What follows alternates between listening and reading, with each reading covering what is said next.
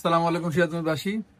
আজকে হচ্ছে আমার সাথে দেখা হয়েছে আমাদের পেজের একদম অনেক পুরাতন এক ভাইয়ের সাথে। উনি 2013 সাল থেকে হচ্ছে আমার পেজে আছেন। ভাইয়ের বাসা হচ্ছে সিরাজগঞ্জ সদরের রূপসা গ্রামে, যেটি সদরের মধ্যেই পড়ে। তো ভাইয়ের কাছ থেকে আমি একটা ডকুমেন্টস পাইছি যেটা একদম অনেক পুরাতন, মানে একটা স্মৃতি সিরাজগঞ্জের মানুষের।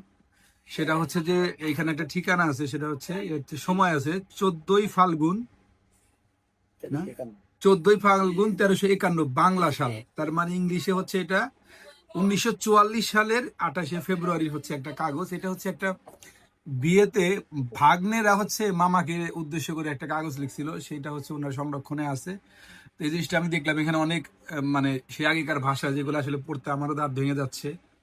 মানে শুদ্ধর মধ্যে আর কি সেই আমলের ভাষা এটা। ধরতে গেলে আজ থেকে 80 বছর প্লাস আগের হচ্ছে এই ডকুমেন্টটা। তো এই যার উদ্দেশ্যে লেখা হয়েছে তার ভাষা হচ্ছে কিনারবের, এবং যে ভাগ্নেরা এটা লিখছিল সেই ভাগ্নাদের বাড়ি হচ্ছে নিয়োগী বাড়ি। এটা হচ্ছে কাজীপুরের মধ্যে, না নিয়োগী বাড়ি হচ্ছে সদরের মধ্যে, কিনারবের হচ্ছে কাজীপুর উপজেলার মধ্যে। আর উনি বিয়ে করেছিলেন হচ্ছে চররামাইল, এই জায়গাটা মেবি ইয়ের মধ্যে, ভুয়াপুরের মধ্যে। তো এইখানে যে ভাষাগুলা এইগুলা হচ্ছে আমি পড়তে আমার দাঁত ভেঙে যাচ্ছে, বাট অনেক সুন্দর হয়েছে। আগেকার এই যে মহাব্বতটা আর কি, স্নেহের মামা মোহাম্মদ সুজাব আলী মিয়ার শুভ পরিণয় উপলক্ষে ভক্তি উপহার। তো এই ভাষাগুলো আসলে আমিও পড়তে আমার কষ্ট হচ্ছে, বাট এই জিনিসটার ছবি আমি কি কমেন্টসে দিয়ে দিব। তো অনেক দুর্লভ একটা জিনিস।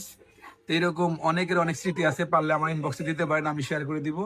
এবং ওনারা আর পৃথিবীতে নাই, ওনাদের জন্য দোয়া থাকবে, আল্লাহ যেন ওনাদেরকে ভেস্ত নসিব করুন।